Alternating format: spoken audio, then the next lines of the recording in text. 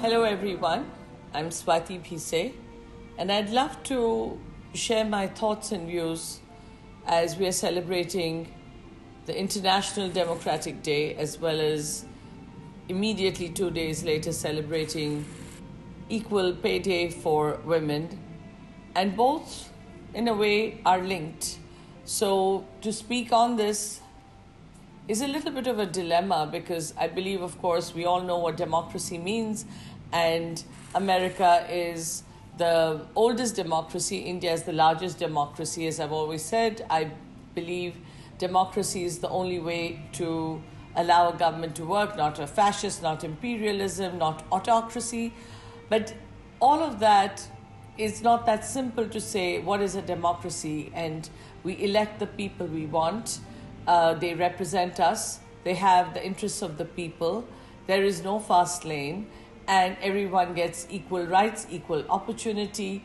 And then you play with the word equality versus liberty. And what we believe today is wherever there's equality, there should be liberty. But equality can exist without liberty, and liberty can exist without equality. But in a true society, you do need both, and that is the way, the only way forward.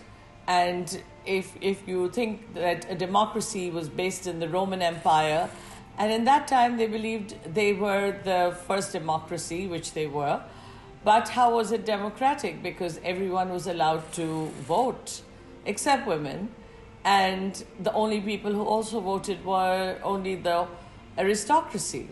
So when you again have these rules of who can do something and who can't, and who is in the fast lane and the fast track, we have to question ourselves that in a democracy where we want liberty, we want equality, we want equal rights for every human being, but we're not born equal. Some are born tall, some are short, some are rich, some are poor, some don't have all their limbs. So within that, what is it that we can still strive for is give everyone the equal right to hope to achieve what they can and to give them the opportunity to do so. So we have to create what is almost in India known as the Satyug, or the magical age of the gods in the 4 yugas, where we can say that there was all good and there was all pure thought. So it was a government possibly where you have the state is involved. So it has where the government leans on the state to help its people, yet you have perfect free market, yet it's not a controlled free market that everybody only in the fast lane gets to it. And if you have the free market along with socialism, and your socialists and capitalists really live together in harmony, you have the perfect combination for a perfect society to live in a really civic code where we follow the rules that we all should live by, which is a free election, the right to vote for all citizens, and of course the right to have the freedom to own your property, to own land, to be able to have medical care, to have child care for children. Women should not have to wait, till we had the 19th and 20th century of the suffrage movements. 1963 women were given the right to vote. And that's quite astonishing that if we think about it, that there were many civilizations and societies that women till today are not being paid the same. So there's no equal pay. So from democracy to equality to liberty to, we have to say, equal pay for women. What is it that women, they represent 52% of the world's population. They outlive men.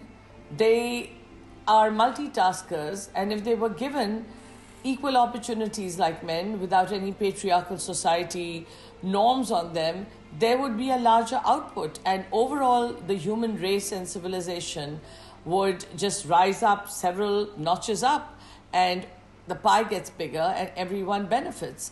So we can remember on this particular day how to celebrate women specifically and to insist that every woman gets equal rights against the men. And it's not just about men getting more than women. if you're equally qualified, the women have as much right. A pay in America today, it's 70 cents to a woman to $1 to a man. That's a white man. It becomes far less when it's a black woman. It's, I believe, 65 cents to the dollar, and it's even lower for the Latino, 55, and so on. So when we talk about democracy, we should not be able to see in that gender bias. We should not have racial bias. We should not have opportunity bias. And that opens itself, because democracies often have anarchy to lead towards a real voice in democracy. But if we do not have education, how do you really have the right to vote or to understand what you're voting for? So in many countries where urban and rural votes are taken, people are manipulated because they can be promised things for a short time. And that is really not a free representative government where there's a free election. So with the elections coming up and everything, I really, really hope that people do look deep within themselves. That is not just I benefit, I save on my taxes. But as I often say in very simple terms, if your neighbor is unhappy and they are very, very unhappy, they're not going to let you be happy. So try and make sure that the floodgates of the other boundary wall don't come pushing into your so-called safe haven, because there's none. Allow democracy to exist, and with that, the gender equality for pay, because women who are paid less, as they have been, and less opportunities in every field, including Hollywood, as I have directed and produced 2 films in Hollywood.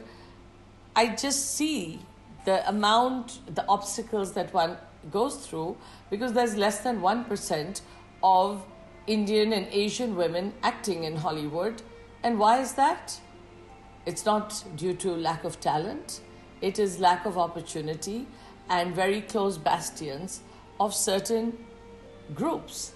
So we need to ensure that we give equal opportunity to all women and make it really happen in 2020, where we close this gap and allow everybody to celebrate and enjoy democracy in its true way.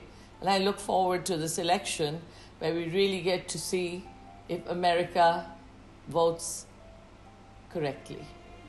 Thank you very much.